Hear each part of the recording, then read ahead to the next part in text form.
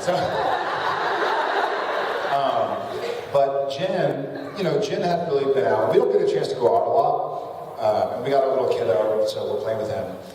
And the fact that we were going to go do this big award show, and we were nominated for these awards, and we were presenting, and we had to represent everybody, represent you guys. She wanted to look pretty, and she hadn't had a chance since giving birth and dropping all the baby weight to go out and kind of get dolled up. So she enlisted the help of somebody who then in turn helped me. And no, the studio did unfortunately not pay for it. I guess they figure you can wear whatever you got. They pay us enough. Yeah, they pay us enough, probably. Did you use a stylist? I don't. Daniil has a friend. We have a friend of ours who happens to be a stylist, and she called her. Joey Tierney is her name, and she was like, "Hey, go to the award show. Can you help me out?" And then by default, I benefited from it because she was like, "Well, what are you wearing?" I'm like, I don't know. I probably just grabbed something out of my closet. And she's like, "Well, you better show me what it is." So I was like, "Well, you got this one or that one." She's like, "Yeah, let me go shopping for you." So then whatever it was I wore was because of her. Amazing that they match so well. Oh, yeah. You know what's funny is that maybe we had a phone call, but I had no idea what he did. It was completely independent. Yeah. No, We spent way too much time around each other. Now we think alike. So, no, thank you very much. I think my suit actually matched your tie. They all said yes. Which I'm going to go on record as saying that was a complete mistake. And I never wear ties. And so when I got to the damn People's Choice Awards, and I finally wore a tie, which I never wear, and now it looks like a suit, I was like, get me out of this damn thing. I'm not going to match it. It was a fun night. We don't get to do that very often. We never really get to do that. And we flew in that day to go to the People's Choice Awards, and then flew back the next day. And I think some of you even said it on Twitter, I was horrifically sick. So my car pickup was at like 4:30 to go to the People's Choice Awards, and literally at 4 o'clock, I was in bed at the house in a jacket, like shivering and shaking with a fever. So, well, I took some Aleve and bourbon, and it's funny, that's right around the time I got sick. yeah, and then he got sick. Yeah, now he's been sick for a little bit. We've had this sort of like the yearly supernatural flu that goes around the cast and crew every year. So I was not the first one to get it, but I was one of the earlier ones. How can you get one of those? Come on over. The supernatural flu? Yeah, come hang out on set for a day. Yeah, see us in the photo op. You'll get it. No, hopefully we're all clean and flu-free. So, yeah, thank you very much. All right, we're going to go back over this side. Mister? Yep. Yes. Yeah. No. All right, and then you. And then you. Yes, good choice. You're an idiot.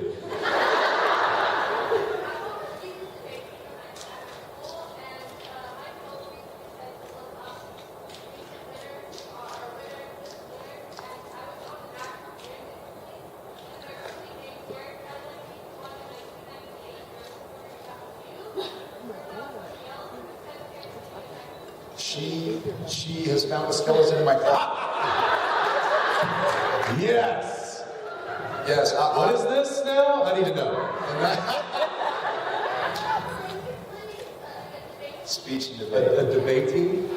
Is this like mathletes? I did win a national award. Yeah. So yeah, you know what? I was.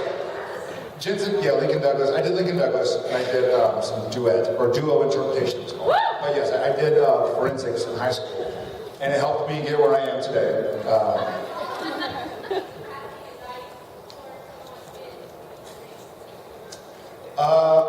I probably do. Get into acting?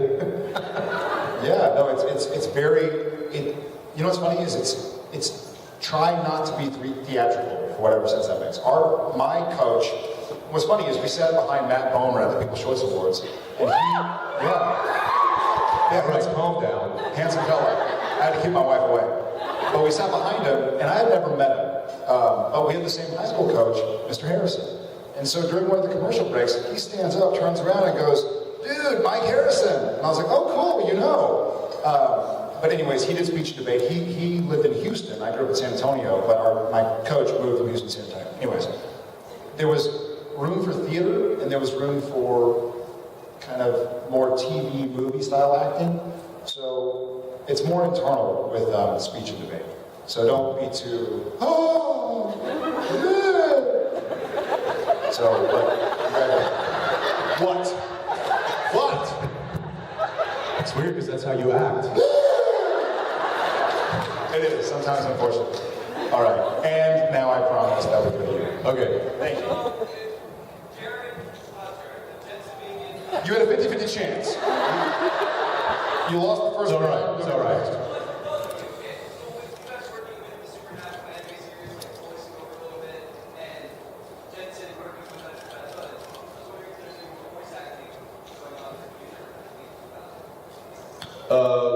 Not right now. There hasn't been any. I've known anything. Not right now. Yeah. I've heard rumors of a new, he was asking the anime series and seeing with Red Hood and Supernatural Anime, if more stuff is coming up. And I've heard rumors that more stuff is coming up, but I think it takes so long to set it up because of the drawings, and then we've been very busy with the show, and we've had kids, or had a kid, or having a kid. So we've been very busy, so it's been tough for us to... We're not having. No, we're not having any kids. Not yet. No, don't woo that. Get out of here. Take that woo back. No, yes, so we've just been very busy, but I hear they have looked into at least another supernatural anime show. And I'd love to do some more stuff like that. You know, go on the Red Hood IMDb page and tell them how much you liked me or hated me, whatever. Just give me a review. But don't call him Jerry. Yeah. We're gonna head back to the right side. In the blue.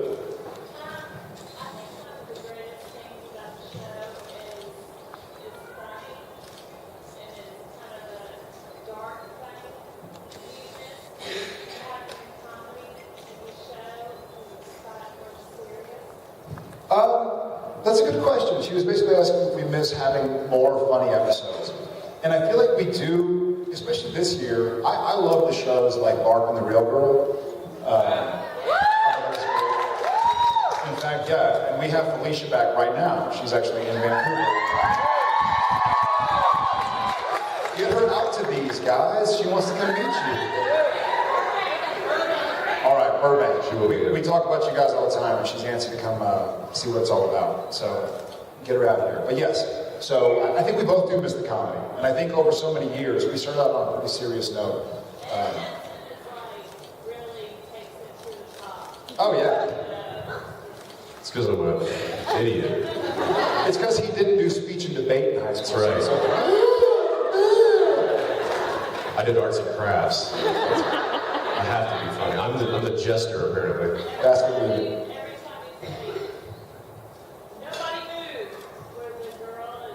I've never said that before in my life. Yeah, you know, I think one of the things that he and I both like about the show is the balance between the comedy and the dramatic. And I think if it was all either one or the other, it would kind of lose its luster very quickly. So I think that the fact that it is a serious show, and the subject matter is pretty dark and serious. Death and devils. Yeah, and you know, demons and killing things and things that go bump in the night. I think if you just had that all the time, it would be pretty hard to watch constantly on a week-to-week basis. So the fact that they do lighten it up and they do layer in the comedy, I think really makes it nice. And yeah, good. Thank you. Thank you. Apples? Right there. Speaking of Bob and the Real Girl, we should mention a little mishap. What?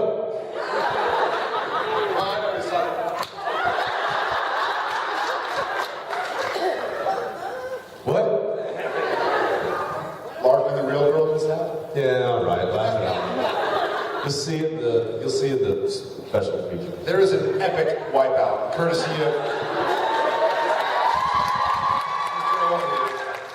Caught no less in slow motion. So it's not just like, oh, it's a really tight close-up and now he's gone. It's like a full-on, wide-angle, whoop! The wind, almost like those, you know those commercials where there's a wind machine and the cheeks are doing this, and then you kind of like, yeah. And then people jump up in the background and are screaming and crying. Yeah, it's that epic. I remember when I hit the mud face first. And we all had weapons in our hands, which was tough. Yeah, I mean, you saw the shot, the very last shot of us, you know, turning around and making the charge, and it was the first step. It wasn't even like I got going. It was just like.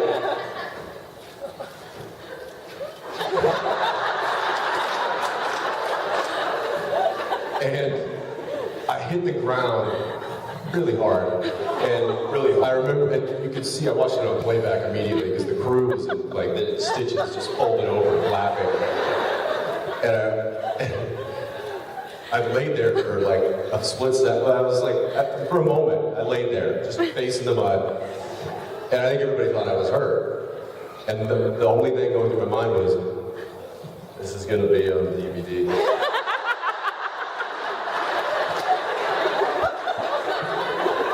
There's no way that this is not going to be out there for millions to view. That was the silver lining, because sometimes you do things you're really proud of, and you don't know if it's going to get cut. Here, we knew it was going to make television. Knew that was going to make television history. But also the reaction, and you'll see this when it comes out, the reaction of all of the extras behind us who were all, you know, dressed up and ready to go. It was this, you know, massive charge, and it's like, oh!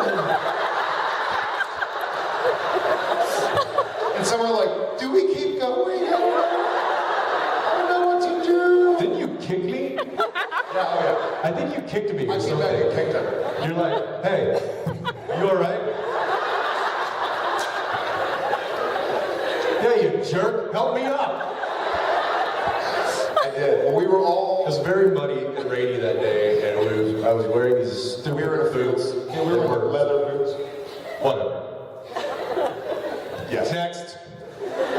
Yes, of course. I know you get asked a lot of questions about pranks and about eating, so I'm going to combine the two. Back in the dark ages when I was in high school and we did plays that involved eating or drinking, you know that sooner or later when we were on stage, somebody doctored the food that they had to consume, with Tabasco sauce or whatever. Did you guys ever get that on set? I know you do a lot. No. No, we never do that. She's asking if anybody ever doctors somebody else's food or drinks. Is no, yes a good answer? Not officially. Yeah, not. Even here with the Warner Brothers. Okay, yeah, we doctor each other's drinks, but no, we I don't know if we doctor food. It's almost like that episode of Supernatural where the boys are pranking each other, and finally they realize, man, I'm too vulnerable. If we keep kicking this up a notch, we're gonna be dead. This is gonna get bad really This is quick. gonna get bad. So we won't mess with each other's food. The worst we might do is accidentally spill something in each other's drink. Wink, wink, for those who are far away. Yes, but that's the most. Thank you. Anybody over your call, Ackles? I see somebody with the red hair in the very back there. How you doing? You're gonna have to speak up though. Okay. You get as excited when the editor is writing and directing excited? Yes. Yes. I just missed. Have you all seen his Comic-Con interviews? We love Ben Edlund, by the way. One of the things we love the most is that he can't finish a sentence without laughing at what he's thinking. You get this idea that there are like two movies running through his head at all times.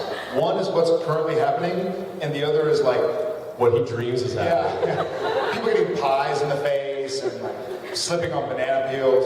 Because we'll kind of start a train of thought and then, like, what is he talking about? But Ben is one of our treasured artists on the show, and his writing, the scripts, I think, are been some of the best of this series. So we're very fortunate to have kept him as long as we have. Yeah. He keeps pumping out really good stuff. We'll keep shooting it. All right, we got time for one more About right there. I'm leaving. All right, it's for me, but Jared, you can answer it.